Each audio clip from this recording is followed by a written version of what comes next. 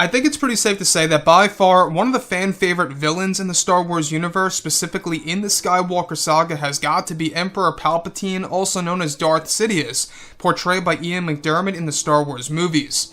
This is Mike Zero. Make sure to subscribe if you are new to the channel for future Star Wars content.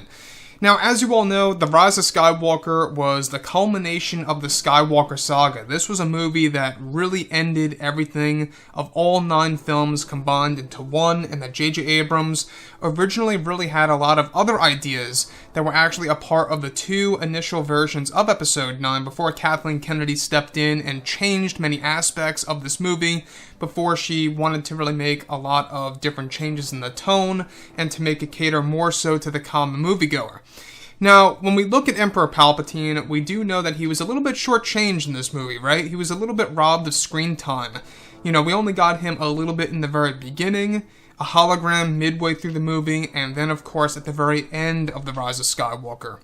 So, there was going to be a lot more footage of Palpatine originally, especially in the first cut of Episode 9 before they moved on to the first phase of reshoots, which really was a big deal back in late 2018.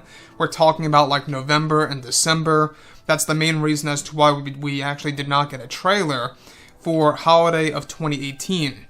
So, what's really intriguing, of course, is that now that both Disney and Lucasfilm are finished with The Rise of Skywalker, they are focused on their new Star Wars trilogy of films and their new Star Wars universe, where it's explained that Disney has been coming up with a plan to fix the Star Wars franchise and to reunite the fans around the world to create a better future for Star Wars.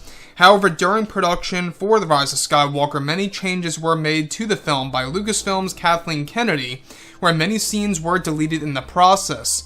Now, it's explained that one of those scenes had to do with Emperor Palpatine portrayed by Ian McDiarmid on the world of Exegol that was shot back in late 2018 during the first phase of reshoots, where both the First Order and the new Sith Empire would fight against each other, where it's noted that there was going to be a 3-faction war between the Resistance, the First Order, and the New Empire over the surface of Exegol, where Palpatine's Force Storm originally was going to create tears through space and time, where the Star Destroyers would be sucked into what appeared to be black holes, where Sidious would also be able to take down many of the First Order ships in the distance.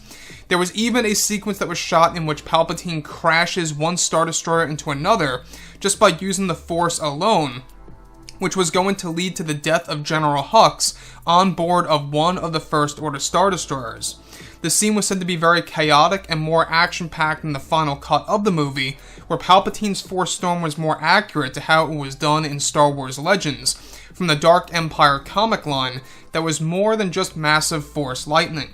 So, let's go over a couple of parts about this, because I think a 3-faction war would have been more fitting for the very end of The Rise of Skywalker, and though we did not get this in the final cut of the movie, it's almost and pretty similar to what we got in the very ending of Episode 9. So yes, there is a war over Exegol. Yes, Palpatine does use a Force Storm in the final cut of the movie, but nowhere near as to exactly what it was originally going to be like in the initial cut of Episode 9. So, I don't know if you guys are familiar with the hardcore, related content for Star Wars. We're talking about comics, books, and novels, etc., but everything related to it in that sense.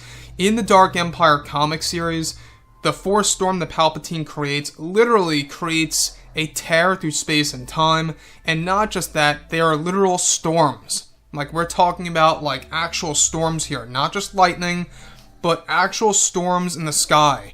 And this was going to be a big idea by J.J. Abrams to really take it directly from Star Wars Legends and to implement it into the ending of Episode 9.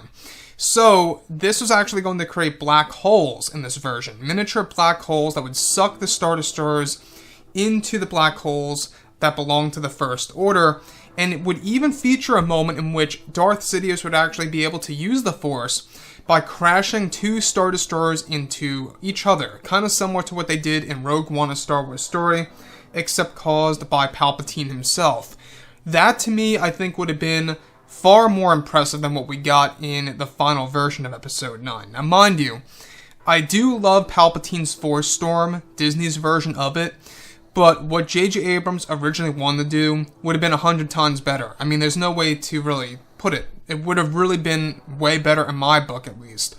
Because not only is it modeled after the Dark Empire series, but it's also kind of throwing in new things into the mix, such as these miniature black holes that were going to suck the Star Destroyers into these tears through space and time. That to me would have been something brand new. And this 3-faction war, let me tell you, I mean, that would have been something else on a different level that we would have never seen in a Star Wars movie. So, like I say, guys, drop a comment below. Let me know what you think about all of this in the comments. And if you guys did enjoy the content for today, do make sure to drop a thumbs up on this video to support the channel. I thank you all so very much for the kind support, and I'll catch you guys next time.